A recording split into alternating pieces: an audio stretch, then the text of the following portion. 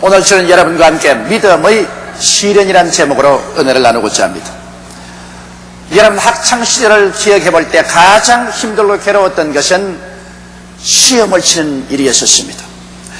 시험을 칠 때마다 빨리 학교를 졸업하고 시험 치르지 않는 삶을 살면 좋겠다, 그런 생각이 마음속에 사무치는 것이 지금도 기억납니다. 그러나 학교를 졸업하고 사회에 나온다고 해서 시험을 치지 않는다는 법은 없습니다. 우리의 매일매일의 생활은 우리의 능력을 테스트 당하는 격렬한 생존 경쟁터전에서 능력이 있는 자가 잘 살고 능력이 없는 자가 고난을 당하는 이러한 끝없는 시험의 처소에서 우리는 살고 있는 것입니다. 그런데 우리 예수님을 믿고 하나님을 의지한 이후에는 이제 이런 시험이 없이 살 수 있다고 생각하면 어리석은 일인 것입니다. 우리는 끊임없이 우리 믿음의 시련이라는 시험을 치게 되는 것입니다. 우리가 믿음이 있노라 하면 그 믿음은 반드시 하나님께로부터 시련을 통과시킴으로 시험을 치게 되는 것입니다. 하나님께서는 우리에게 복 주시기를 원하시는 하나님이십니다. 하나님은 화를 주기를 원치 않습니다. 우리에게 은혜와 복을 주시기를 원하시는 것입니다. 그러나 그 복은 반드시 믿음을 통해서 하나님은 주십니다. 믿음이 없이는 기쁘시게 못하느니 하나님께 나아가는 자는 제가 반드시 살아계신 저를 간절히 찾는 자에게 복 주시는 이심을 믿어야 할지라고 말한 것입니다. 그런데 믿음이라는 것은 시련을 당해서 그 시험에 합격하지 않고는 진짜인지 가짜인지 증명할 도리가 없는 것입니다. 하나님께 인정받는 믿음을 얻기 위해서는 우리 믿음은 반드시 불같은 시련을 통해야 그것이 진실한 믿음인 것으로 증명될 수 있는 것입니다. 그러면 여기에 대해서 오늘 우리 한번 알아보십시다. 첫째로 믿음이란 도대체 무엇일까요? 성경 히브리서 11장에는 믿음은 바라는 것들의 실상이요 보지 못하는 것들의 증거라고 말하고 있는 것입니다. 그런데 이 믿음은 바라는 것들의 실상이라고 말했는데 이 실상이란 헬라어는 후포스타시스라고 되어 있는 것입니다. 이 후포스타시스라는 것은 두 단어로 매료되는데 하나는 후포고 다른 하나는 히스템입니다. 실상이란 말은 바로 이 두 단어가 이루어지는데 후포란 말은 밑이란 말이고 히스템이란 말은 받침이라는 말인 것입니다. 쉽게 말하면 받침대라는 것입니다. 믿음은 바라는 것을 얹혀놓는 받침대다. 여러분 우리가 여러 가지 받침대를 만듭니다. 꽃을 화분을 얹어놓기 위해서 받침대를 만들기도 하는 것입니다. 뭐 또 물건을 얹어놓기 위해서 받침대를 만들고 그 위에 물건을 얹어놓기도 하는 것입니다.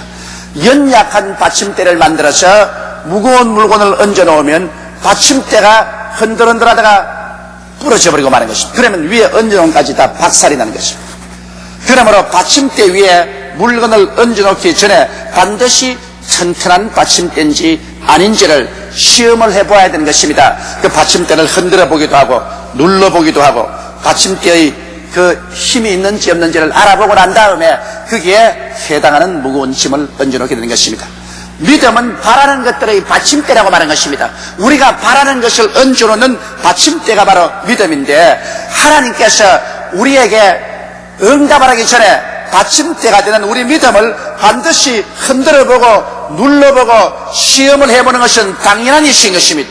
그렇게 해보지 않는다면 하나님은 무책임한 하나님이 되시고 마는 것입니다. 진짜로 이 사람에게 이만한 은혜를 주어도 감당할 수 있을까? 이만한 복을 주어도 감당할 수 있을까? 그것을 알아보시기 위해서 하나님은 우리 믿음을 흔들어 보시고 눌러 보시고 그리고 시험을 통해 보시고 이 받침대가 틀림없다고 생각이 되면 그 다음에야 비로소 그 믿음에 하나님은 응답을 해주시는 것입니다.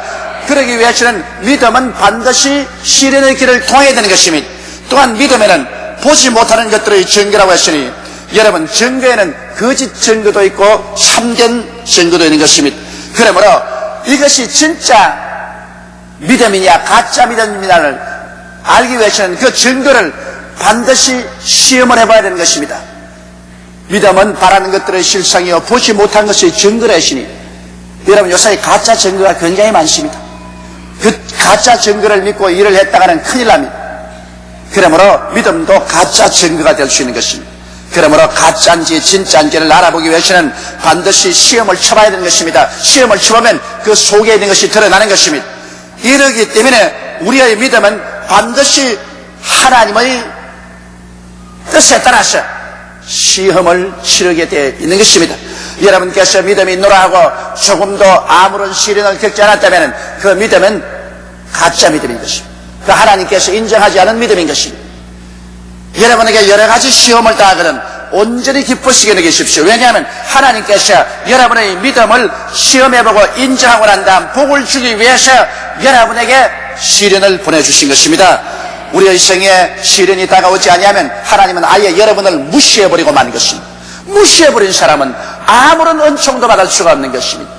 그러므로 우리에게 시련이 다가온다는 것은 무시당하지 않았다는 증거인 것입니다. 이러므로 시련을 통해서 우리는 열심히 기도하고 굳건한 믿음에 서 있으면 한 기간이 지나고 나면 우리 믿음이 인정을 받게 되고 그 인정된 믿음 위에 하나님께서는 하늘 문을 여시고 하나님의 축복을 부어주시는 것입니다. 그러면 둘째로 우리는 역사를 통해서 믿음의 시련을 겪고 큰 하나님의 은총을 받은 사람들을 한번 살펴보시기 바랍니다. 바로 하나님의 위대한 종 여호수아를 보십니다. 모세가 죽고 난 다음 300만 이스라엘 백성을 인수인계해서 여호수아는 젖과 꿀이 흐르는 가나안 땅으로 들어가게 되는 과정이 있게 된 것입니다. 그들이 요단강을 건너게 될 때 하나님께서는 여호수아에게 말씀하셨습니다. 먼저 제사장들이 법궤를 걸머쥐고 백성들은 뒤에 따르면서 요단강으로 걸러 들어가면 요단강이 갈라질 것이라고 말하셨습니다. 이 맥추 절기에는 요단강 물이 넘실거립니다. 아주 강가까지 물이 넘쳐릅니다. 그래 이스라엘 300만 백성이 제사장들을 따라서 요단강을 향해서 긴 행렬을 지어서 갑니다. 요단강에는 지금 아무런 교량도 없고 그 많은 백성들이 건너기가 대단히 불편합니다. 그런데 제사장들이 법궤를 걸머쥐고 요단강면까지 왔습니다. 요단강변에 와서 섰는데 요단강이 갈라지지 않습니다. 분명히 여호수아가 말하기를 너희가 법궤를 걸머쥐고 요단강에 가면 요단강이 갈라질 것이라고 했는데 하나님이 약속을 반드시 받았는데 제사장들이 법궤를 걸머쥐고 강변에 와서 머뭇거리는데도 요단강이 갈라지지 않습니다. 그래서 그들이 여호수아를 쳐다보고 어떻게 할까요? 그런 물음을 합니다. 여호수아는 그냥 걸어 들어가라. 물이 넘실거리는데 법궤를 걸머쥐고 들어가다가 빠져 죽으면 어떻게 합니까? 그런데도 걸어 들어가라 합니다. 그래서 그들은 법궤를 걸머쥐고 요단강에 들어가서 물이 신발에 잠겼습니다. 그래도 물은 요단강 안 갈라져요. 이것 봐라. 요단강이 갈라진다고 그랬는데 이미 물이 신발에 닿았는데도 안 갈라진다. 울상을 하고서 여호수아를 쳐다봅니다. 여호수아는 계속 걸어 들어가라. 이젠 신발이 완전히 물에 잠겼습니다. 그래도 요단강은 여전히 흐르고 갈라지지 않습니다. 자, 이거 어떻게 할 것이냐? 하나님은 갈라진다고 그랬는데 실제는 지금 신발이 물에 다 잠겼는데도 안 갈라집니다. 그런데 여호수아는 또 걸어 들어가라 합니다. 이 제사장들은 법궤를 걸머쥐고 자, 여호수아를 순종할 것이냐 순종하지 말아야 될 것이냐 굉장한 기로에 처했습니다. 그러다가 그들은 각오를 내렸습니다. 에라 물에 빠져 죽더라도 순종을 하고 빠져 죽자.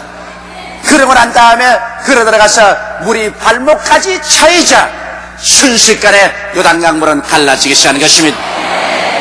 요단강 물이 그냥 곁에 가는데 갈라지지 않았었습니다. 갈라진다는 분명한 약속을 받았음에도 불구하고 물이 발목에 차일 때까지 믿음의 실천하는 것을 보고 그들이 흔들리지 않은 믿음으로 말씀 위에 서 있는 것을 보고 그 믿음이 확실하다는 증거가 이루어지자 하나님은 기적을 행하신 것입니다. 성경에도 행함이 없는 믿음은 죽은 믿음이라고 하는 것입니다. 반드시 믿었으면 그 믿음대로 행해야 되고 행할 때 하나님은 그 행위를 시험해 보시는 것입니다. 그리고 난 다음 그들이 여리고가에 왔었을 때 하나님께서 말씀하셨습니다. 여리고가에 와서 여리고성을 에워싸고 7일간 돌면은 여리고성이 무너질 것이라 했습니다. 이것도 굉장한 시련입니다. 그들이 와서 첫째 날을 여리고성을 돌았습니다. 그리고 진에 돌아왔습니다. 여리고 성벽 위에는 여리고의 군사들과 경찰들이 잔뜩 일전을 하려고 준비하고 있는데 가만 보니 아주 옷도 너저리하게 입은 이스라엘 사람들이 무장도 허술하게 하고 와서는 여리고성을 한 바퀴 돌고 난 다음에는 진으로 돌아가서 하루 종일 쉽니다. 이튿날 와서 여리고성을 돌고 3일째 돕니다. 그러나 여리고성은 그만 하지 않습니다. 아무런 무너질 징조가 없습니다. 나흘, 닷새, 엿새 그들의 정신적으로 굉장한 시련이 다가온 것입니다. 우리가 말을 하기는 쉽지만은 여리고성이 무너질 만한 끝이면 벌써 엿새쯤 돌았었으면 적어도 성에 금이라도 가고 뭐 흔들흔들 하든지 갈라질 기미가 보여야 될 것인데 조금 더 보이지 않습니다. 이러므로 말미암아 그들의 마음속에 틀림없이 폭풍우가 불어오는 것입니다. 진짜로 여리고성이 무너질 것이냐 안 무너질 것이냐 헛된 수고를 하는 것이 아닌가. 제7일째는 벌써 아침부터 시작해서 한 바퀴, 두 바퀴, 세 바퀴, 네 바퀴, 다섯 바퀴, 여섯 바퀴를 돕니다. 그래도 아무런 증거도 없습니다. 세상에 눈에는 아무 증거도 안 보이고 귀에는 아무 소리 안 들리고 손은 잡히는 건 없습니다. 이렇게 해서 헛수고하는 것이 아니냐. 7바퀴째 돌아섰습니다. 아무 증거도 없습니다. 그럴 때 여호수아가 백성에게 말하기를 하나님이 이미 응답해 주었으니 이 성은 무너지거나 다름이 없다. 외쳐라. 하나님께 부르시어 외쳐라. 백성들이 일시에 외치자 성은 위에서부터 아래로 무너져 내려 앉은 것입니다. 여기에도 보십시오. 하나님께서 여리고성을 그냥 무너지게 하시면 좋을 것인데 무엇 때문에 엿새 또한 돌고 이랬지는 7바퀴를 돌게 하는 것입니까? 이것은 과연 너희가 내 말을 믿느냐 믿지 않느냐 시험을 해보는 것입니다. 진짜로 믿으면 그 엿새 동안 인내하고 돌고 이랬지는 7바퀴 돌 것이요 진실로 하나님의 말씀을 믿지 아니하면 그들은 중도에서 그만두고 말 것입니다. 끝까지 믿느냐 그렇지 않느냐를 하나님께서 시험해 보시고 난 다음 시험에 합격하자 하나님은 위대한 능력을 베풀어 주신 것입니다. 하나님은 오직 우리의 믿음을 통해서 하나님의 능력을 나타내시되 우리 믿음은 반드시 하나님께서 시험을 치시는 것입니다. 셋째로 우리는 성벽 위에 있던 기생 라합의 집에서 한번 보십시다. 기생 라합은 진실로 상천하제의 하나님을 믿는 사람이었어요. 여리고에 학자들도 많고 돈 많은 사람들도 많고 능력 있는 사람도 많았지만 하나님을 믿는 사람은 이 비천한 기생이었습니다. 여호수아가 정탐꾼을 보냈을 때 정탐꾼이 바로 기생 라합의 집에 왔습니다. 하나님의 성령께서 정탐꾼을 인도해서 허다한 사람 내버려 놓고 기생 라합의 집에 왔습니다. 이 기생은 자기 몸을 팔고 웃음을 팔고 사는 사람이었지만 그러나 그 마음속에 신앙이 있었습니다. 하나님은 마음속에 믿음이 있으면 기생이라도 정결하게 만들어서 사용하시는 것입니다. 바로 예수 그리스도의 혈통에 바로 기생 라합이 들어와 있습니다. 훗날의 기생 라합은 이스라엘 백성하고 결혼해서 결국에는 다윗의 조상이 되고 그리스도의 혈통에 들어오게 된 것입니다. 오늘날 여러분 하나님께서는 이 세상의 죄인이 얼마나 큰 죄인이냐 적은 죄인이냐를 분별하지 않습니다. 그 사람 속에 믿음이 있느냐 없느냐를 주님께서 보시는 것입니다. 믿음만 있으면 어떤 죄인이라도 하나님께서는 말씀과 성령으로 거룩하게 만들어 놓을 수가 있는 것입니다. 그래서 성령께서 기생 라합의 집으로 이 정탐꾼을 인도했고 기생 라합은 이 정탐꾼을 무사히 집으로 돌려보냈습니다. 그럴 때 정탐꾼하고 약속을 했습니다. 이스라엘이 들어와서 여리고를 무너뜨릴 때 기생 라합과 그 가족이 그 집안에 들어있어 밖에 나가지 않은 이상은 하나님께서 그들을 지켜줄 것을 보증해 주었습니다. 그리고 그 담벼락에는 빨간 실을 내려놓으라 했습니다. 이것은 바로 예수 그리스도의 십자가 보혈을 말하는 것입니다. 온 천지가 변화되고 하나님이 세계를 심판할 때도 예수 그리스도의 핏줄을 잡고 있으면 그와 그 집이 구원을 얻으려는 것입니다. 주 예수를 믿어라 너와 내 집이 구원을 얻으려는 것은 기생 라합의 집에서 하나님이 잘 상징적으로 보여주신 것입니다. 그래서 기생 라합은 자기의 집이 성벽 위에 있었기 때문에 그 창문가로 빨간 실을 내려놓았습니다. 그리고는 온 가족들을 다 불러 모았습니다. 기생 라합은 기생 사업을 잠시 중지하고 나아가서 아버지, 어머니, 오라버니, 언니, 동생 할 것 없이 온 가족들을 자기 집에 다 불러 모았습니다. 곧장 하나님의 심판이 임하여서 여리고는 무너진다. 그러므로 우리 모든 사람들이 이 집에 모여 있으면 반드시 이 집을 지켜주기로 약속을 했다. 우리 집으로 모여라. 그래서 온 일가 친척들을 다 집으로 모아놓았습니다.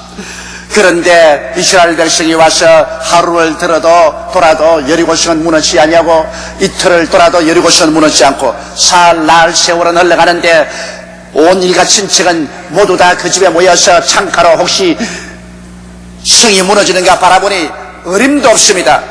이야말로 정신적인 굉장한 고통에 처했습니다. 아마 나흘 다섯에 될 때는 온 식구들 전체가 집으로 돌아가야 되겠다. 집에 돼지도 먹이를 줘야 되겠고 닭도 모이를 줘야 되겠고 집을 그냥 내버려 놓고 왔는데 이게 웬 말이냐, 우리는 돌아가겠다. 성이 무너지기는 뭘 무너지느냐, 저 너저리한 백성들이 저렇게 돈다고 성이 무너질 테기느냐. 아마 온 가족 전체가 그럴싸하게 일어나서 기생 라합에 대해서 데모를 했을 것입니다.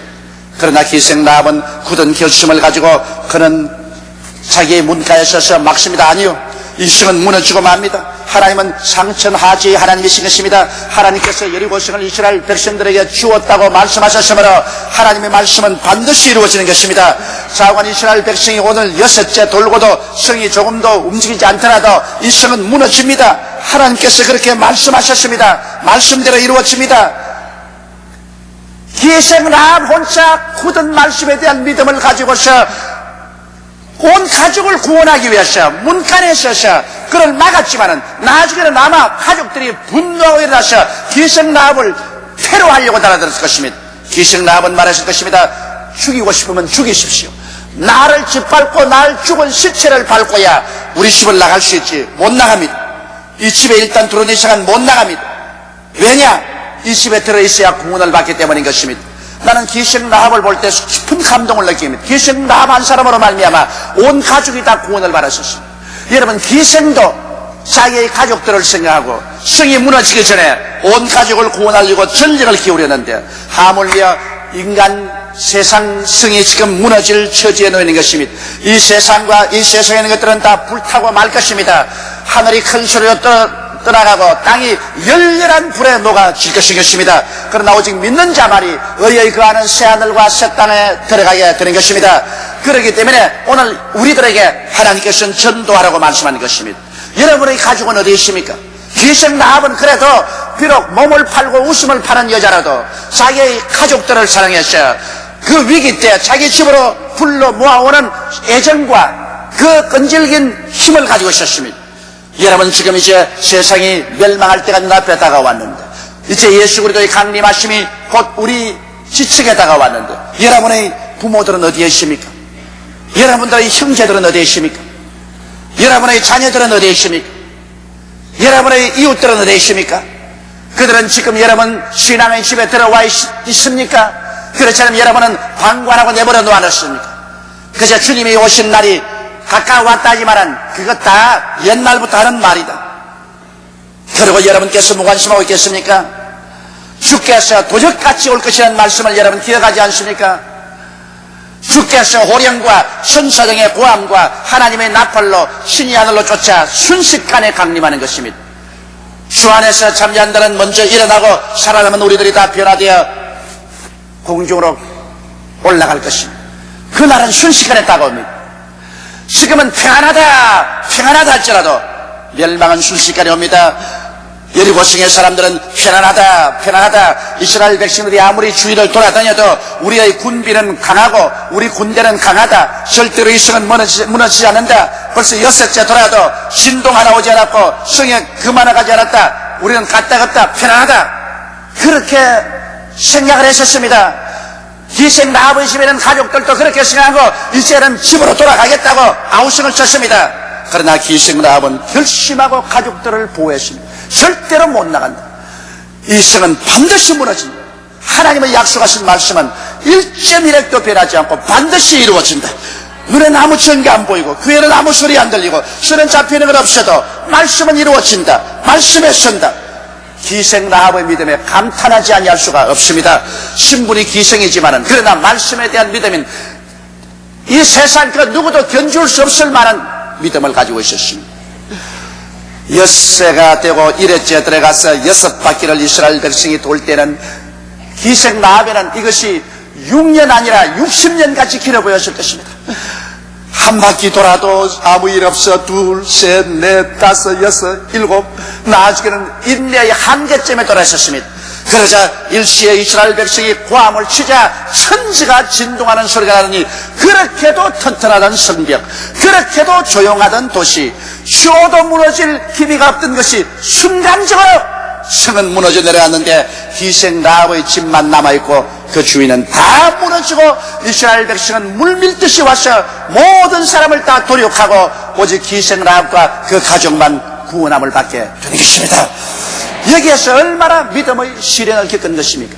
그러므로 여러분, 네 번째로 우리는 시련을 당할 때 어떻게 해야 되는 것입니다. 우리는 시련을 당할 때 하나님의 언약의 말씀에 굳세게 서야 되는 것입니다. 예수 그리스도를 믿는 우리들이 믿을 수 있는 유일한 이유란 하나님의 말씀밖에 없는 것입니다. 말씀 이외에 여러분 무엇을 믿습니까? 여러분의 지식을 믿습니까? 여러분의 감정을 믿습니까? 여러분 환경을 믿습니까? 우리의 지식이나 감정이나 환경은 시시각각으로 변화되어 가고 있는 것입니다. 오직 저 하늘이 무너지고 이 땅이 변해도 1.1핵도 변치 않은 것은 하나님 말씀밖에 없는 것입니다. 하나님이 말씀으로 천지를 지으셨습니다. 바로 예수 그리스도도 하나님의 말씀이 육신을 입고 이 땅에 오셨습니다. 그러므로 우리가 의지할 곳은 말씀밖에 없습니다. 여러분, 그러므로 믿음은 들음에서 나며 들음은 그리스도의 말씀으로 말미암았다고 하나님 말씀을 읽고 듣고 그 말씀에 우리가 믿음을 세워야만 되는 것입니다. 말씀 이외에 우리가 의지할 수 있는 아무런 보장도 없습니다. 말씀을 믿다가 죽더라도 말씀을 의지해야 되는 것입니다. 말씀 이외에는 우리의 쓸 곳은 없습니다. 이러므로 예수 믿는 사람들이 말씀을 저버리고 감정에 들뜨든지 흥분하면 감정이 사라지고 나면 아무것도 가진 것이 없게 되는 것입니다. 그러므로 이 말씀은 날이 덥다고 해서 변치 않고 차다고 해서 변치 않습니다. 경기가 좋다고 해서 말씀이 달라지는 것도 아니고 경기가 나쁘다고 해서 말씀이 달라지는 것도 아닌 것입니다. 말씀은 이랑 변함이 없습니다. 그러므로 여러분께서는 말씀에 실은 믿음을 갖게 되시기를 주의 이름으로 축원합니다. 그럴 때 아무리 시련이 다가와도 여러분은 흔들리지 않습니다. 말씀은 변하지 않기 때문인 것입니다. 그 다음 시련이 다가올 때 여러분 쉬지 말고 기도해야 되는 것입니다. 기도할 때 하나님의 성령과 교통할 수 있는 것입니다. 우리를 붙잡아 줄 수 있는 능력은 하나님의 성령의 능력인 것입니다. 우리의 힘으로도 안 되고 능으로도 안 됩니다. 내가 아무리 힘으로 밀어붙인다고 해서 일이 되는 것 아니요, 인간의 기교를 통해서 수단과 방법을 다한다 해도 안 됩니다. 성령이 와서 붙들어 주셔야만 되는 것입니다. 하나님의 성령이 붙들어 주는 것은 기도를 통해서 붙들어 주는 것입니다. 성령의 세계는 기도의 세계입니다. 기도하면 성령 안에 들어가고 성령이 오시면 우리에게 기도하게 합니다. 성령이 떠나가시면 기도하기가 싫어지는 것입니다. 또 기도를 안 하면 성령께서 우리와 교통할 수가 없습니다. 성령 충만과 기도는 절대적인 함수관계를 가지고 있는 것입니다. 그렇기 때문에 우리가 시험을 당할 때는 어느 때보다도 기도해야 됩니다. 이렇기 때문에 야고보서에 말하기를 너희 중에 고난당하는 자가 있느냐, 저는 기도할 것이라고 말씀하신 것입니다. 사람이 고난당할 때 기도하지 않고 그냥 인간의 수단과 방법으로 이리 뛰고 저리 뛰면 아무것도 안 되는 것입니다. 기도를 하면 우리는 시련을 이기고 시험에 합격하고 믿음에 설 수 있게 되는 것입니다. 그 다음 시련이 다가올 때 환경을 바라보고 두려워해서는 안 됩니다. 여러분, 환경은 우리에게 공포를 갖다 주기 위해서 우는 사자와 같이 덤벼듭니다. 바로 베드로가 환경을 바라보고 두려워했지 않습니까? 예수님께서 분명히 오라고 했는데 그 말씀을 보고서 칠흑같이 어두운 밤바다, 파도치는 바다 위를 베드로는 용감하게 걸어 나갔었습니다. 말씀을 믿고 갈 동안에는 그들은 물으로 걸어가는 기적이 일어났습니다만 순식간에 그는 바람과 파도를 바라보시고 환경을 바라보고 그 마음속에 공포심이 들어왔습니다. 말씀이 옮겨나가고 그 자리에 공포가 들어오자 그는 물 속에 빠져버리고 말한 것입니다. 조금 전에 걸어가던 그가 조금 후에는 물에 빠졌었습니다. 바다가 달라진 것도 아니고 바람과 파도가 달라진 것도 아닙니다. 베드로의 마음속에 믿음이 달라진 것입니다. 오늘날 여러분은 마음속에 믿음이 여러분의 운명을 변천시킬 수가 있는 것입니다. 이러므로 환경을 바라보지 말고 여러분은 말씀을 굳세게 바라봐야 되는 것입니다. 그리고 시험과 환난을 통할 때 원망과 불평하지 말고 용서하고 감사해야 되는 것입니다. 원망과 불평은 우리의 신앙을 파괴하는 가장 무서운 마귀의 도구인 것입니다. 얼마 원망하지 않냐고 얼마 불평하지 않아서 우리 마음속에 남아있는 신앙은 전부 다 다이나마이트로 폭파되어 버리고 마는 것입니다. 그렇기 때문에 시련을 당할 때일수록 하나님께 감사하고 찬송해야 되는 것입니다. 왜냐하면 하나님은 우리에게 오셔서 좋지 않은 것조차 좋게 만들어 주시기 때문인 것입니다. 하나님을 사랑하는 자 곧 그 뜻대로 부르심을 입은 자들에게는 모든 것이 합력하여 선을 이룬다고 말씀하고 있는 것입니다. 그러므로 시험을 당할 때 원망 불평하지 말고 감사하고 용서하고 사랑하고 찬양하고 하면 여러분은 시련을 능히 이길 수가 있는 것입니다. 그리고 그 무엇보다도 끝까지 참는 것입니다. 아예 시련을 당하면 여러분께서 마지막 밧줄에 손을 휘밍 감고 눈 감고 매어 달리는 것입니다. 끝까지 매어 달리는 것입니다. 죽으면 죽으리다 하는 에스더의 기도처럼 믿음으로 매어 달리면 승리는 우리 것이 되고 마는 것입니다. 인내를 온전히 이루면 하나님께서 그를 통하여 이루 말로 다 할 수 없는 생명의 은총을 부어주시게 되는 것입니다.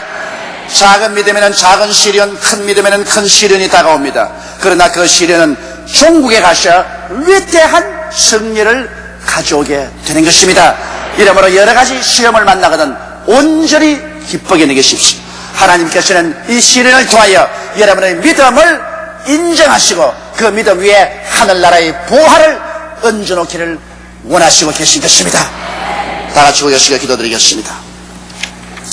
전능하시고 거룩하신 우리 아버지 하나님, 하나님은 각 사람에게 분량대로 믿음을 주셨지만 그 믿음은 반드시 시련을 통해서 확정이 되고 인정이 되고, 그리고 그 불같은 시련을 통한 믿음을 통해서 하나님은 크나큰 기사와 이적을 행하시옵나이다. 우리 아버지는 그러므로 우리가 여러 가지 시험을 당할 때 결코 뒤로 물러가지 말게 도와주시옵시고, 낙심하지 말게 도와주시옵시고, 믿음을 포기하지 말게 도와주시옵시고, 더욱더욱 말씀 위에 서고 더욱더욱 열심히 기도하고 더욱 열정을 다하여 하나님께 감사하고 찬미하며 끝까지 참아 승리하는 우리들이 되게 도와주옵소서. 우리 주 예수님 이름으로 기도드리옵나이다. 아멘.